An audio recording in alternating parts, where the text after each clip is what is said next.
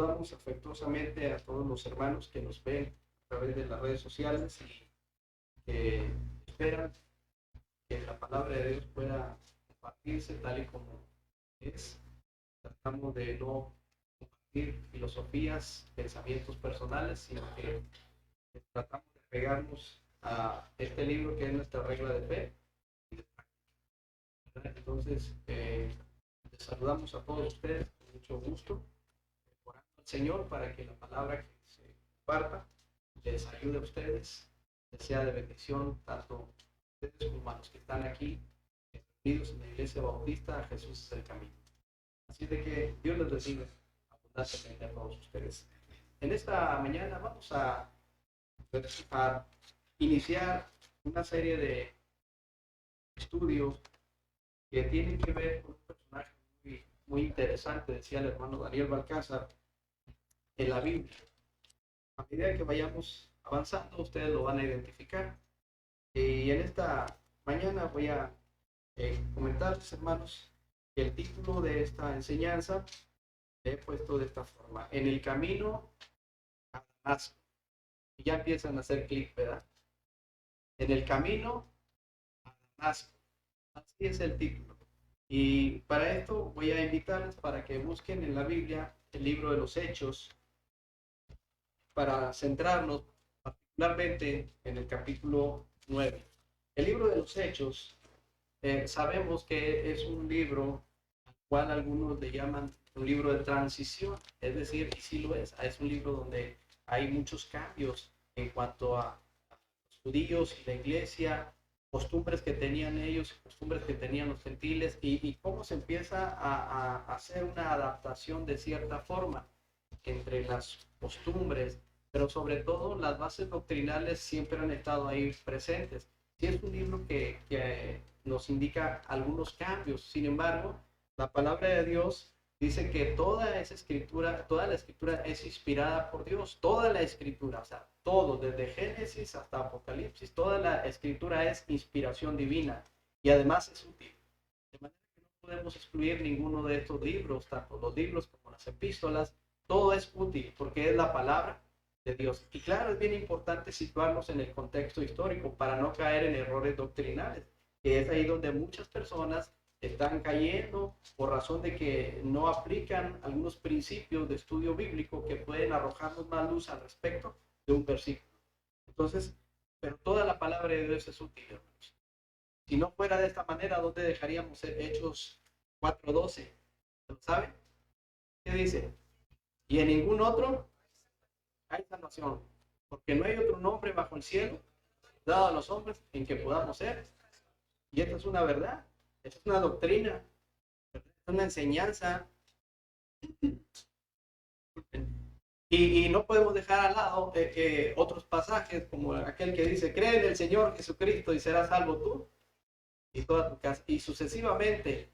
Pero recibiréis poder cuando haya venido sobre vosotros el Espíritu Santo, y me seréis testigos en Jerusalén, en Judea, en toda Samaria y hasta el último. O sea, imagínense, está aludiendo de alguna forma indirecta a Marcos 16:15, que dice: gracias, id por todo el mundo y predicar el evangelio a toda criatura. Entonces el libro de los Hechos sí es un libro donde hay cambios.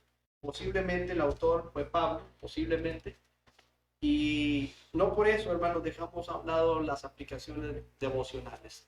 Entonces, en el capítulo 9 de este libro, de los Hechos de los Apóstoles, encontramos el personaje que les mencionaba hace un momento.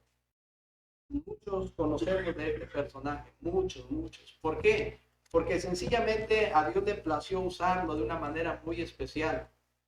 Y nos enseña cómo era su forma de vida antes y nos enseña cómo fue su forma de vida después de el apóstol Pablo, antes llamado Saulo, de este lugar llamado Tarsis, Saulo de Tarso, ¿verdad? Saulo de Tarso.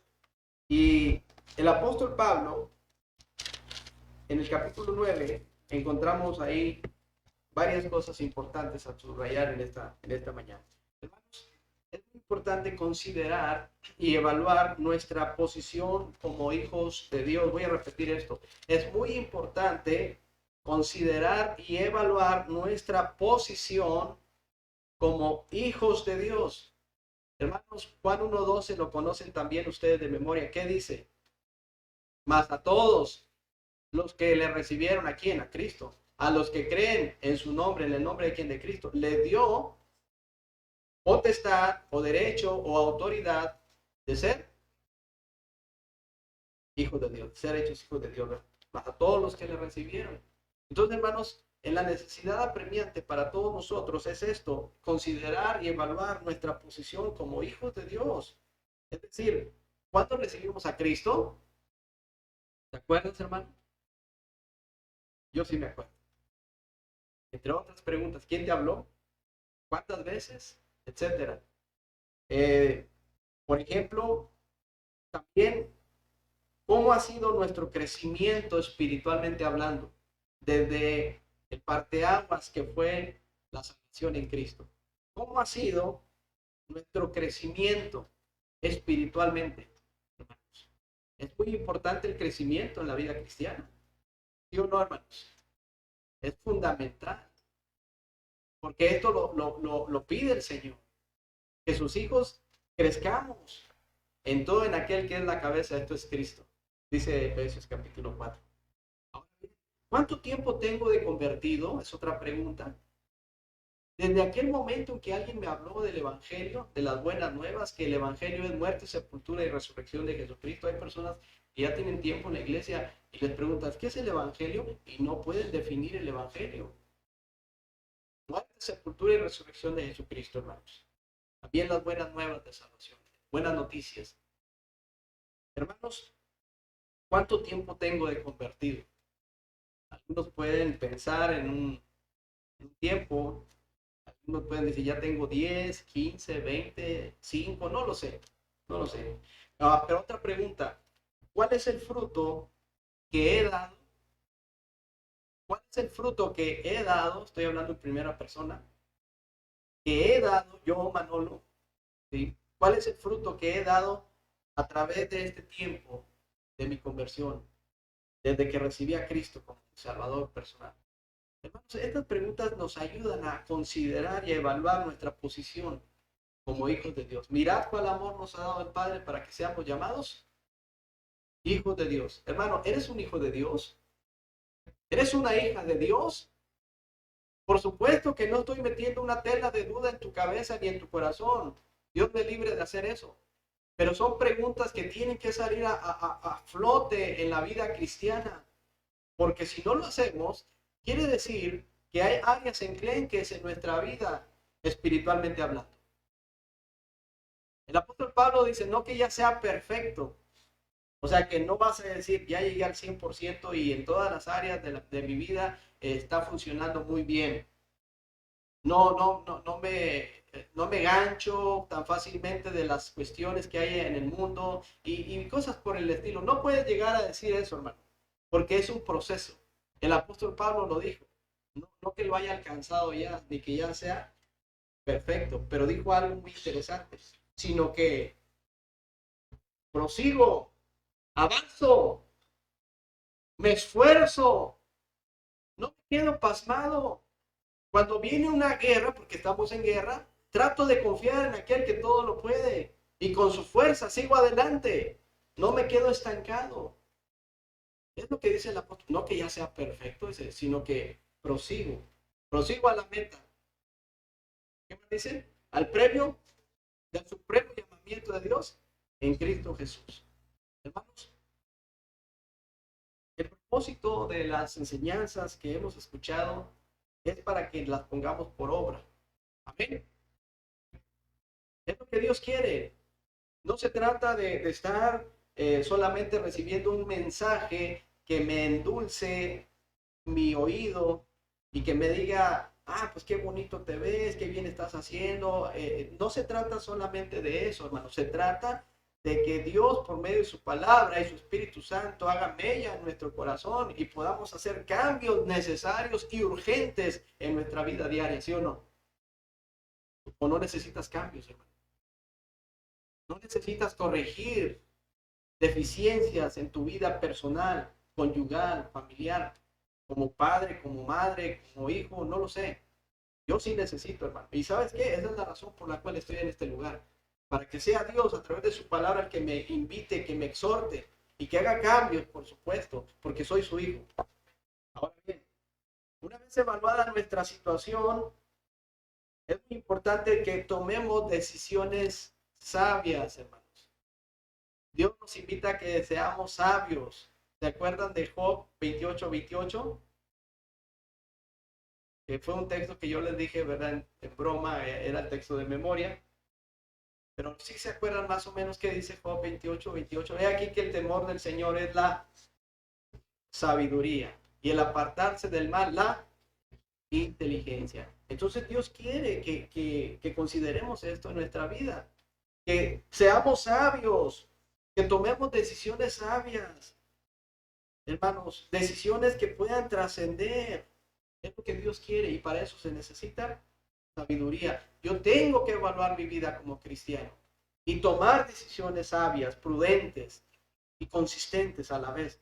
Qué terrible, hermanos, que muchas personas se llamen a sí mismas cristianos, cuando en realidad y probablemente nunca han tomado una decisión genuina por Jesucristo como su Salvador personal. Hermano, pero es que está diciendo herejías, está diciendo que yo no soy una hija, no soy un hijo de Dios. No estoy diciendo eso, ¿verdad que nunca lo dije? La Biblia nos exhorta que tengamos cuidado aún de los falsos. Hermano, si uno dice la palabra de Dios, sí dice la palabra de Dios. Había falsos hermanos. El apóstol Pablo lo dice. Entonces, si la Biblia dice que hay falsos hermanos, es porque hay personas que se introducen y que llevan un estandarte como cristianos cuando en realidad tienen que hacer un autoexamen. Hermano, no se trata de juzgarnos mutuamente, no se trata de criticarnos mutuamente, se trata de exhortarnos por medio de la palabra de Dios a hacer lo correcto, lo que Dios quiere. Dios nos libre de ser jueces, hermanos, porque si nosotros nos tomamos una posición de jueces, nos vamos a equivocar no una, sino muchas veces, porque nuestro juicio nunca va a ser justo. Mejor encomienda la causa a aquel que juzgue justamente, porque yo me voy a equivocar, yo voy a dar más o voy a dar menos, ¿verdad que sí? Según mi percepción, según a veces mi conveniencia, pero el que juzga justamente, te va a dar a quien. Por eso dice el Señor, encomienda tú la causa a aquel que juzgue justamente. Hermanos, no nos juzguemos. Pero una exhortación emana de la palabra de Dios para que yo vea y diga, sí, aquí yo, Manolo, estoy mal, tengo que evaluar. Hermanos, también, ¿por qué no decirlo? Hay personas que militan en el cristianismo y al final hay sorpresas. Me acuerdo mucho en los tiempos en que Dios nos ha dado la bendición de estar con los jóvenes, adolescentes, en campamentos, en retiros, en compañerismos, etcétera. Me acuerdo mucho cuando un joven de tantos que he conocido, he visto muchos, pero este joven me dejó pasmado por su comportamiento y él, entre los jóvenes, me acuerdo, y después pasó un tiempo y lo vimos en las noticias, crudamente había hecho cosas terribles y hasta ahorita sigue preso, pero él se relacionaba con los jóvenes y es peligroso, hermanos. Repítanlo. Me dio frío. Antes nos daba más calorcito, ahora me dio frío.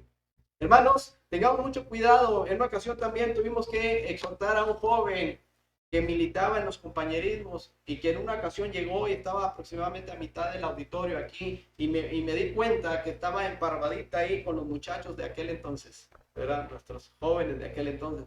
Y los vi muy atentos a los muchachos y me acerqué y me di cuenta que este joven cristiano les estaba enseñando cartas, barajas con imágenes de pornografía.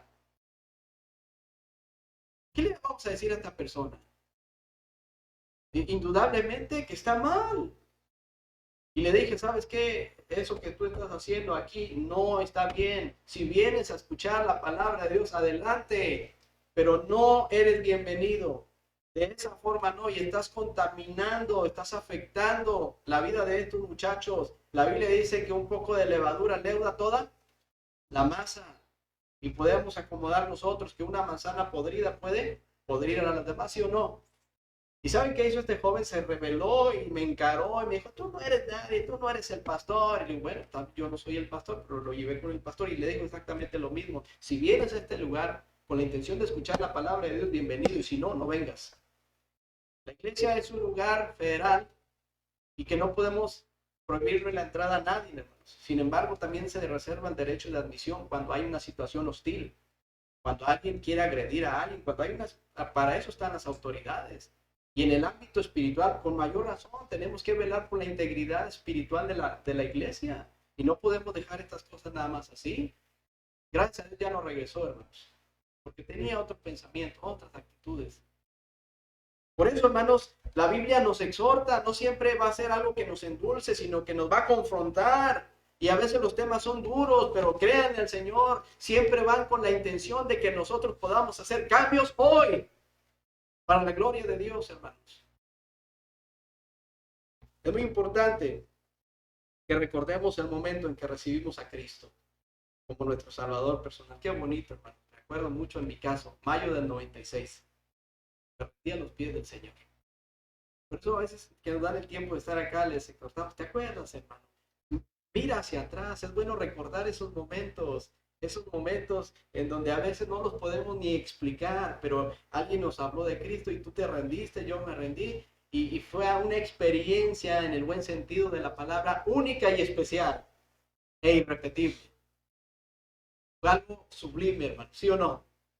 Ese momento glorioso, porque dice la Biblia que hay gozo en los cielos cuando un pecador, el sacrificio del Señor Jesucristo no es en vano. Hermanos, es algo de gozo.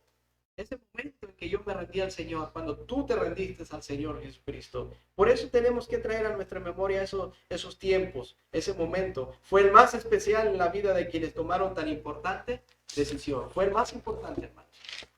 En la vida hay que tomar decisiones, pero la decisión más importante es cuando una persona abre su corazón y recibe a Jesucristo como su Salvador personal. Esa es la decisión más importante. Puede ser importante los jóvenes, dónde vas a estudiar, dónde vas a trabajar, con quién te vas a casar. Es importante, hermanos. Pascual, manager, es importante. Sí, es importante. Y hay muchas decisiones que son importantes, es decir, trascienden. La más importante es recibir a Cristo. Esa es la más importante. Me atrevo a decirlo. Y lo puedo asegurar al 100%, la decisión más importante de una persona es que rinda su vida a Cristo, lo acepte como su Salvador personal. No hay otra mejor decisión, es la más importante, hermanos. ¿Estamos de acuerdo? Definitivamente, hermanos. El título, En el camino a Damasco. Damasco, pues, hermanos, sencillamente es una ciudad era una ciudad o es una ciudad que es muy importante, había mucho comercio, era un lugar donde podían hacer negocios, era un lugar muy religioso también, una ciudad de Siria o capital de Siria, muy importante, Damasco, muy antigua, porque esto lo menciona desde el Génesis hasta el Nuevo Testamento, y en el capítulo 9 de Hechos, ahí podemos darnos cuenta de este lugar una vez más, en donde dice el capítulo 9, versículo 1. ¿Están ahí, hermanos, por favor? Hechos 9, 1. En el camino a Damasco. Así es el título. Dice la palabra de Dios, Hechos 9. Saulo, respirando aún amenazas y muerte contra los discípulos del Señor, vino al sumo sacerdote. Ustedes, hermanos.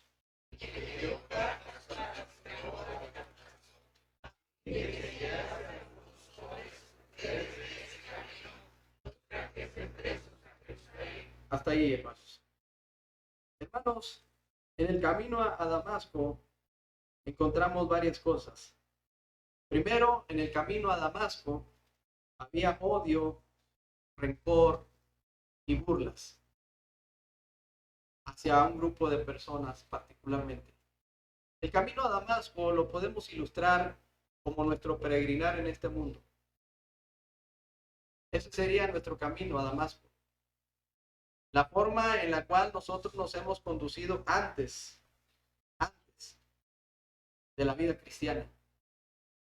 Y aquí dice la palabra de Dios que este personaje, Saulo de Tarso, conspiraba contra los del camino, lo menciona más adelante.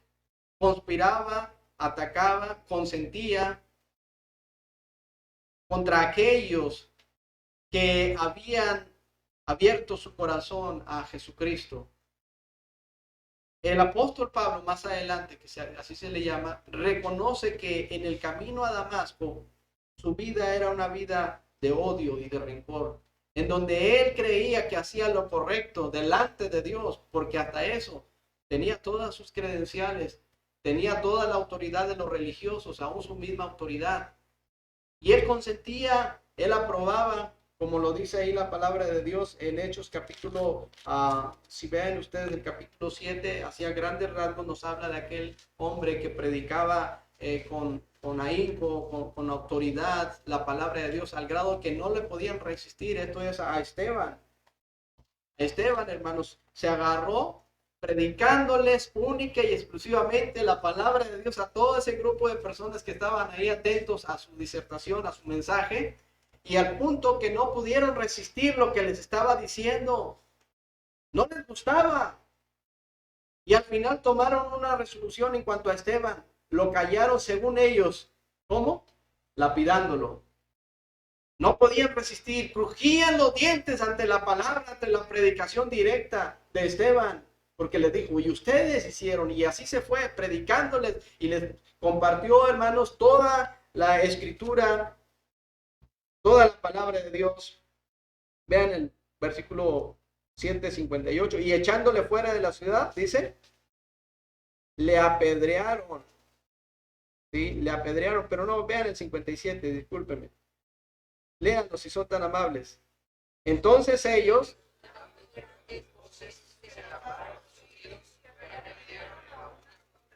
miren hermanos, se taparon los oídos, no soportaban la predicación y arremetieron a una contra él y echándole fuera de la ciudad le apedrearon, y los testigos pusieron sus ropas a los pies de un joven que se llamaba Saulo. En el camino a Damasco había mucho odio y mucho rencor, burlas, tradiciones, ¿sí? Había religiosidad al por mayor. Y dice la palabra de Dios de Esteban, versículo 60, 59, 60. Y apedreaban a Esteban mientras él invocaba y decía, Señor Jesús, recibe mi espíritu. Y el 60, hermanos.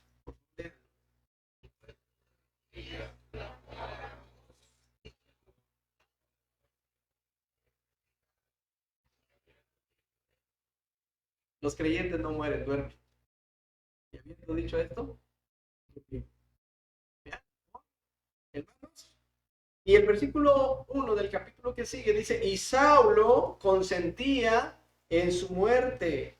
Y Saulo consentía en esa acción atroz e injusta, ¿verdad? Contra un siervo de Dios que estaba predicando solamente la palabra. Pero como no le podían resistir, lo tuvieron que callar según ellos de esa forma. En el camino a Damasco había odio y rencor, burla, religiosidad, tradiciones, legalismo. En todo esto, hermanos, nosotros también en otro tiempo, posiblemente, andábamos cada uno de nosotros.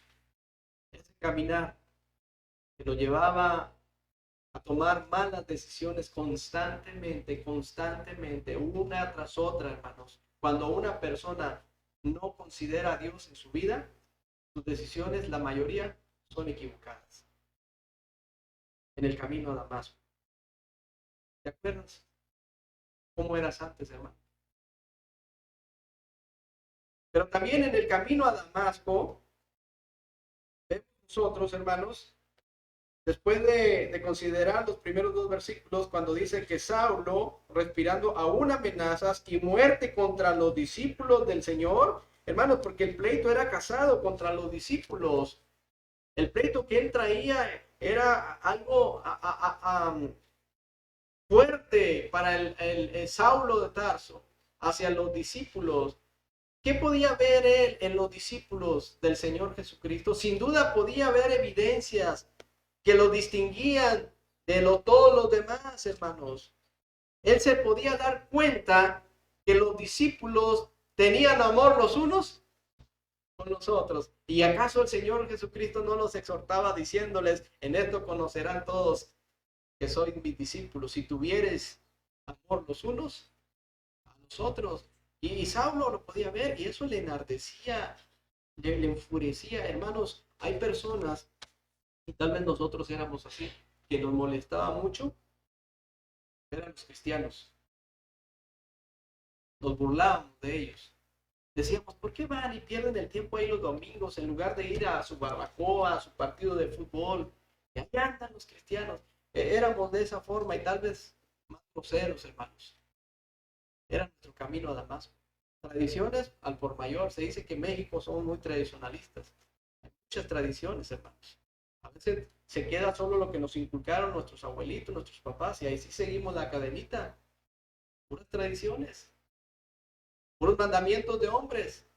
Hermanos, en el camino a Damasco había esto, pero también en el camino a Damasco, dice la palabra de Dios, hubo una confrontación porque Saulo pidió permiso a los hombres importantes de ahí de la sinagoga de Damasco, porque el propósito de él era exterminar a todos los que seguían el camino. Dice la palabra de Dios, pidió cartas para la sinagoga de Damasco a fin de que se hallase algunos hombres o mujeres, ¿de dónde? De este camino. Era una descripción que se les daba a los primeros cristianos, hermanos. Era despectiva. A los del camino, así se les conoció principalmente a los cristianos. Ahí van los del camino. Posteriormente cristianos. Como dicen en Antioquía, por primera vez se les llamó ahí cristianos, cristos pequeños, seguidores de Cristo. Pero era de forma burlona. Era algo que se mofaban. Era como lo que hoy podemos decir nosotros. Ahí van los aleluya. Ahí van los cristianitos, los hermanitos. Hermanos, tú y yo éramos esos que juzgábamos y nos burlábamos. Y ahora mira la gracia de Dios, estamos aquí. Entonces, había en el camino a Damasco, una confrontación celestial.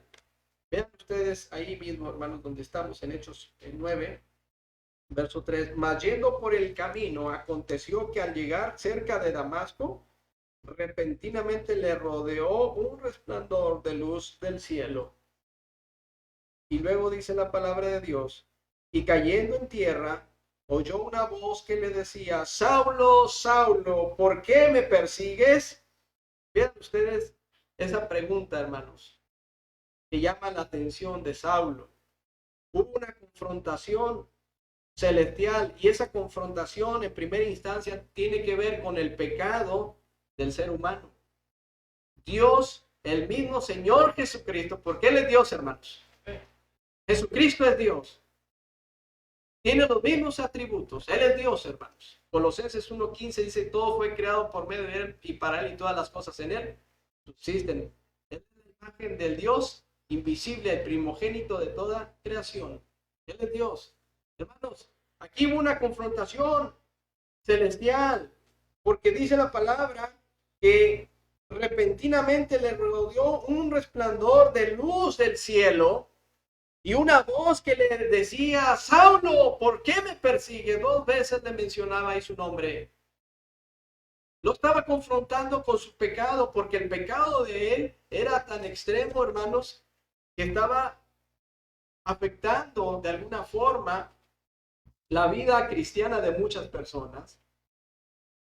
Hombre o mujer, no le importaba llevarlos de los cabellos y meterlos a la cárcel, golpearlos, torturarlos y en el caso de Esteban, consentir que lo mataran a pedradas, lapidado. El pecado del apóstol Pablo era grande, hermanos. Él era un homicida. Él abusaba de su autoridad. Él traía un pleito, según él, con los discípulos, pero el asunto no era con los discípulos, porque el Señor le dice, ¿por qué me estás persiguiendo? Cuando una persona está atentando contra el pueblo de Dios, lo está haciendo contra Dios, hermanos. Cuando usted va y toca las puertas y comparte el evangelio, y si la persona lo recibe ásperamente, recuerde que no se lo está haciendo a usted, se lo está haciendo al Señor. Y el apóstol Pablo estaba siendo confrontado con sus pecados, con su pecado, hermanos. No era cosa fácil, no era cosa liviana. ¿Por qué me persigues? Dura cosa, dice más adelante, te da coces contra el aguijón. Eso es una caña larga, una vara, como quiera llamarle, con algo puntiagudo en la parte principal, en la punta, y con ella, en guante creo que le llaman gurgús, creo, ¿verdad? Gurgús, si no me equivoco. Y ese se utiliza para que los bueyes, que son los animales principalmente más aptos para arar la tierra, puede haber otros también, pero los principales son los bueyes, para poderlos conducir, dirigir bien, a un paso lento, pero seguro. El aguijón era esa lanza puntiaguda para que le pudieran pinchar en las formas un poquito abajo a los animales y estos pudieran avanzar. Y si ellos se movían y no querían hacer bien las cosas, pues ellos solos estaban lastimando. Y el apóstol Pablo no sabía que se estaba haciendo daño él mismo. Meterse con Dios, hermanos, es peligroso. Amén. No podemos jugar a la iglesita, hermanos. Entre nosotros nos podemos engañar, pero a él nunca lo podemos engañar. ¿Estamos de acuerdo? Son de suma seriedad las cosas del Señor. Y le dice aquí, ¿por qué me persigue? Dura cosa es de dar cosas contra el aguijón. Hermanos, en el camino a Damasco hubo una reflexión hacia el arrepentimiento. Vean más adelante. Él le dijo, ¿quién eres, Señor? Y le dijo, yo soy Jesús. Ese título es especial, hermanos. Solamente es para él. Yo soy el que soy. ¿Recuerdan allá cuando le dijeron a Moisés? Y luego después, yo soy el camino, yo soy el camino, la verdad y la vida, yo soy el pan de vida, yo soy la luz del mundo. Eso es un título exclusivamente para el Señor. Yo soy, dice la palabra del Señor aquí, Jesús a quien tú persigues, dura cosas, cosas contra el aguijón. Él, Pablo, pues Saulo, mejor dicho, temblando y temeroso dijo, Señor, ¿qué quieres que yo haga? Y el Señor le dijo, levántate y entra en la ciudad. Y recuerden que iba hacia Damasco y se te dirá lo que debes hacer. Esta fue la instrucción, hermanos, pero hubo una reflexión hacia el arrepentimiento. Ese resplandor, hermanos, que lo dejó ciego, ¿verdad? Al grado de que cayó a tierra, un llamado a la reflexión, al arrepentimiento. Hermanos, el arrepentimiento es importante para la salvación. Amén. Porque si no hay arrepentimiento, quiero decirte, hermano, quien estés escuchando, si no hay arrepentimiento, no hay salvación. Si no hay arrepentimiento, no hay salvación, porque se necesitan arrepentimiento para con Dios y fe en nuestro Señor Jesucristo. Si una persona no se arrepiente de sus pecados, no tiene a Cristo. No tiene la vida. Se está engañando solo. Hay personas que dicen recibir a Cristo, pero solamente de labios. Y no hay un arrepentimiento, no hay un cambio de actitud, no hay un cambio de dirección. Siguen siendo los mismos o las mismas. No hay arrepentimiento. Me da mucha tristeza que a veces sucede, hermanos, y no es de ahorita, sucede, que en los jóvenes se casan y a veces que la persona viene por interés de la persona, ya sea el hombre o la muchachita, ¿sí o no? Y hasta se bautizan, ¿sí o no? Sí, sí es triste, se están engañando a sí mismos, porque a veces nosotros creemos en su palabra y les compartimos el evangelio y a todos dicen que sí, pero porque quieren quedar bien. Ese es el asunto. Y es muy peligroso, hermanos, porque así se van pasando la vida y las evidencias son terribles. Entonces, hermanos, aquí Saulo fue confrontado, una reflexión hacia el arrepentimiento, pero todavía faltaba camino, hermanos. Ya estaban ahí casi a la entrada de Damasco ¿sí? Ya tenía la indicación, levántate y entra ahí a Damasco y se te dirá lo que debes de hacer. Pero ya había algo que estaba ahí, hermanos, en el corazón de él, considerando sus caminos. Hermanos,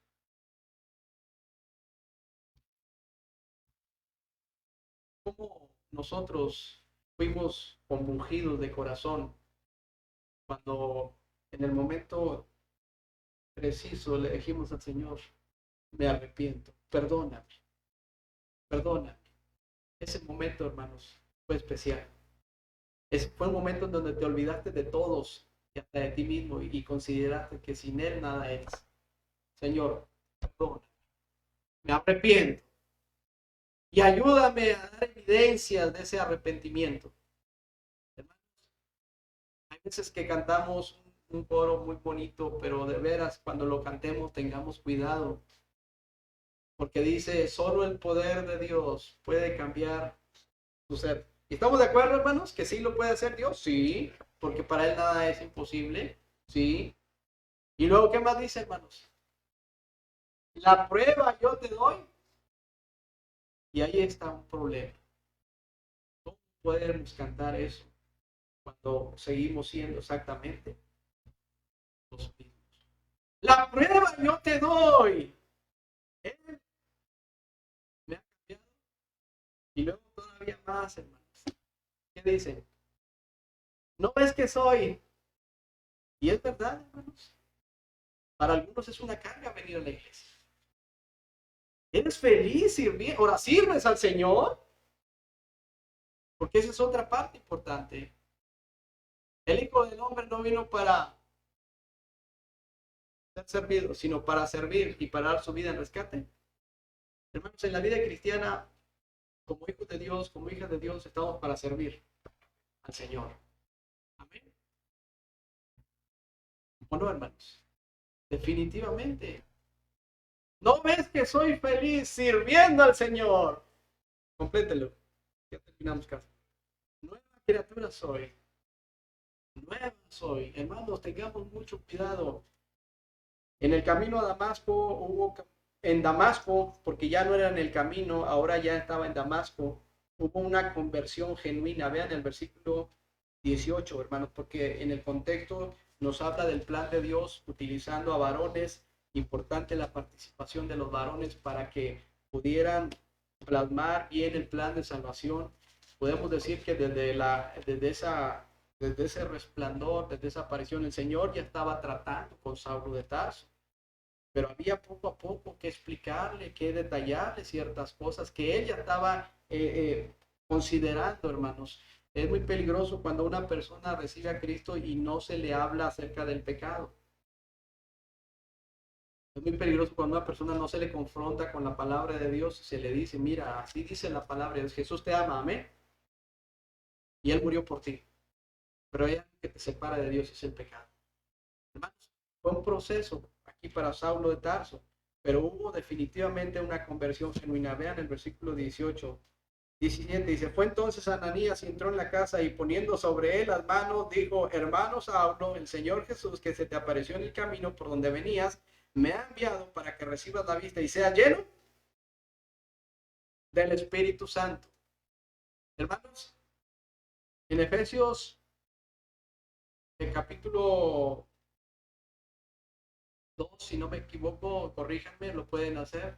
Dice, en el cual también, habiendo oído la palabra de verdad, el evangelio de vuestra salvación, y habiendo creído en él, fuiste sellados con el Espíritu Santo de la promesa. Cuando una persona recibe a Cristo como su Salvador personal, inmediatamente el Espíritu Santo hace una morada permanente en él. Eso. Gracias, hermano. Efesios 1, 13 y 14. Gracias. Hermano, dice aquí la palabra del Señor que en ese momento, dice, Ananías puso sobre él sus manos y le habló del Señor y le dijo, para que recibas la vista y sea lleno del Espíritu Santo. Hermanos, cuando una persona no recibe a Cristo, vive en una ceguera total. Hay una ceguera total, espiritualmente hablando. Cuando nosotros andábamos en Cristo éramos ciegos, hermanos. Ciegos. no mirábamos bien las cosas de ninguna forma, pero llegó Cristo y podemos ver diferente, porque Él es la luz, hermanos. Y aquí el apóstol Pablo, más adelante, que así se le llama, hubo una conversión genuina. Dice aquí, más. Y habiendo, dice, y al momento, versículo 18, sí, hermanos, le cayeron de los ojos como escamas y recibió al instante la vista y levantándose fue bautizado. Para esto, hermanos, ya había algunas evidencias. No creían los demás acerca del apóstol Pablo más adelante. Aquí todavía había ciertas dudas. Pero vean ustedes, hermanos, que en Damasco hubo conversión genuina. Fue algo sincero, algo que no alude nomás a las emociones, sino a los hechos, porque el que cree en el Hijo tiene la vida eterna. Hermanos, no es una emoción simplemente cuando una persona recibe a Cristo, va acompañado de sentimientos, definitivamente, porque algo nos compunge el corazón y es el Espíritu Santo. Y la oración que Dios va a escuchar de una persona que no es creyente es la oración para salvación, porque aquí se le dice, ve, porque Él está orando, ve, porque Él está orando. Y hermanos, en Damasco hubo conversión genuina. En Damasco, además de esto, hubo evidencias de una nueva vida, definitivamente. Vean ahí, hermanos, el versículo que sigue, 20, ¿sí lo tienen, hermanos? Enseguida predicaba a Cristo en la sinagoga diciendo que este era el Hijo de Dios. Y todos los que le oían estaban atónitos y decían, ¿no es este, en tiempo pasado, el que asolaba en Jerusalén a los que invocaban este nombre? Y a eso vino acá para llevarlos presos ante los principales. ¿Qué pasó? No le crean ni tantito, vean, porque sí había dudas, hermanos, pero las evidencias hablan más que las palabras, hermanos. Los hechos siempre van a hablar más que las palabras. Siempre. Vete a la ley, pero vete al testimonio. Vete a la palabra. Si hay personas, hermanos, que se dicen ser cristianos, evaluemos de alguna forma sus acciones, porque Jesucristo nos invita a eso. Por sus frutos, ahí está. No ponemos tela de duda que si eres cristiano o no eres cristiana, ¿sabes? Ten cuidado nada más, reflexiona al respecto. Yo no puedo decirte, tú eres salvo, eso no me toca a mí, me toca compartir la palabra del Señor y Jesucristo nos da un parteaguas diciendo, por sus frutos los vas a conocer. Entonces, ¿por qué hay muchos cristianos que siguen siendo los mismos? Vean, hermanos, ahí el apóstol Pablo, cómo ahora mostraba evidencias, porque dice el versículo 22, pero Saulo mucho más se esforzaba y confundía a los judíos que moraban en Damasco, demostrando que Jesús era Cristo. Si ojeamos rápidamente en Gálatas capítulo 1, ahí el mismo apóstol Pablo dice cosas relevantes. Mas os hago saber, hermanos, en Gálatas 1:11, que el evangelio anunciado por mí no es según hombre, pues yo ni lo recibí ni lo aprendí de hombres algunos, sino por revelación en el camino a Damasco. Porque ya habéis oído acerca de mi conducta, ¿cuándo? Versículo 13, ¿cuándo?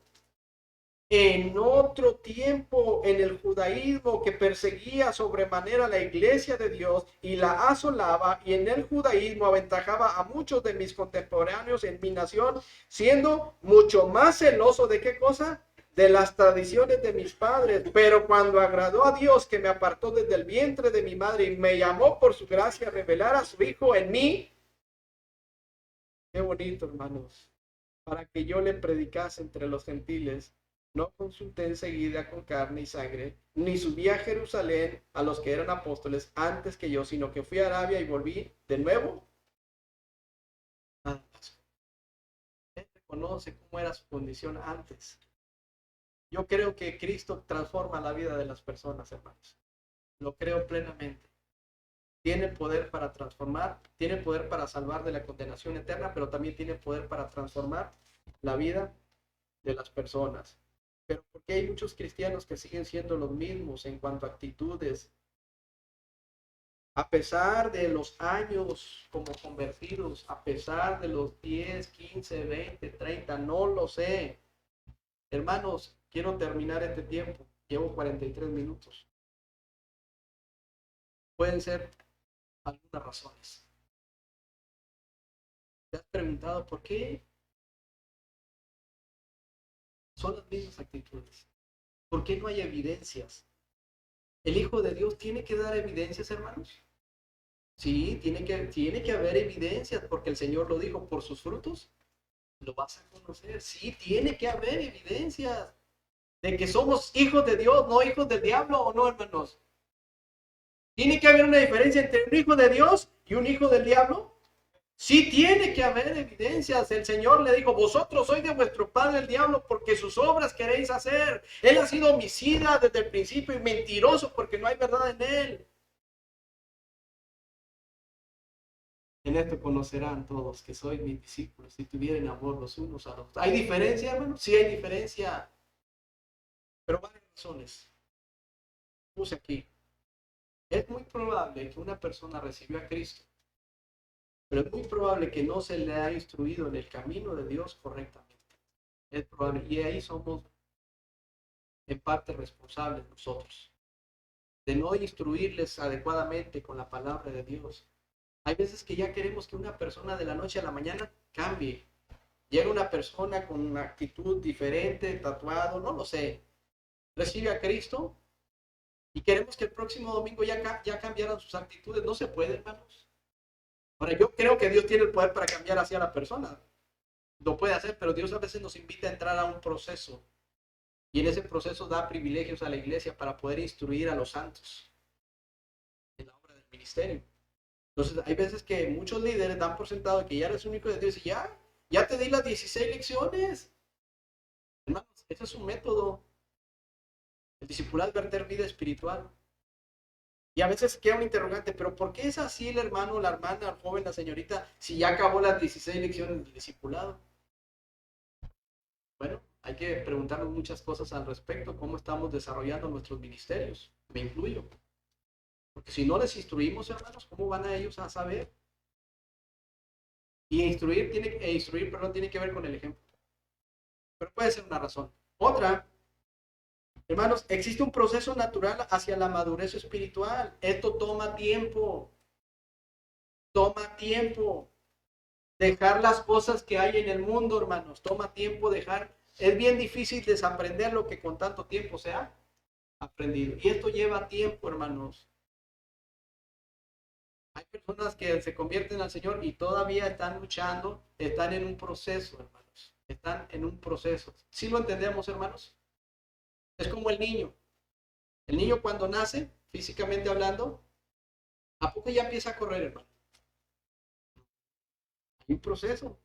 Y cuando ya da sus pininos, por ejemplo, ¿verdad? Sus primeros pasitos, se cae solo una vez. ¿Cuántas veces? Ya perdemos la cuenta, constantemente, parecido a la vida cristiana. Parecido. Hay un proceso, hermano. Hermanos, pero poniendo un poquito el dedo en la llaga, la otra razón y última es porque posiblemente no ha habido un nuevo nacimiento. ¿Por qué? Porque no hay fruto, porque no hay evidencias, no hay nada al respecto, siguen siendo las mismas costumbres, las mismas actitudes, no hay no hay un fruto que nos muestre que hay un cambio. Qué lamentable es engañarse a sí mismos. Qué lamentable, hermanos. Blasfemar el nombre del Señor como cristiano, viviendo de una forma desmedida allá afuera, pero identificarse como cristiano. Hermanos, engañémonos a nosotros mismos, pero al Señor no lo podemos engañar. Y cuidado, porque esto es cosa seria. Hay una exhortación para todos nosotros para considerar nuestras veredas, nuestros caminos. De veras, hermanos. ¿Por qué hay personas que simplemente no hay cambio? Pueden ser algunas de estas razones. Hazte un autoexamen y considera. Hay personas que han aceptado a Cristo por interés personal. Sí, hermanos. Pero no hubo arrepentimiento. Lo cual los lleva a estar en una posición muy peligrosa. Porque el día que llegue la muerte, irremediablemente van a ir a la condenación eterna. Y cuidado de aquellos líderes que se esfuerzan por predicar que la única forma de salvarse de la condenación eterna es a través del bautismo. Peligroso, hermanos. Hay mucha gente que está siendo engañada. El único medio de salvación es Cristo Jesús y punto, hermanos. No hay otro. Ni la iglesia salva, solo Cristo salva. Cuidado, hermanos. En el camino a Damasco, ¿cómo te ha ido a ti? ¿Llegaste a Damasco? Yo llegué a Damasco. Por la pura gracia de Dios. Dios les bendiga, hermanos.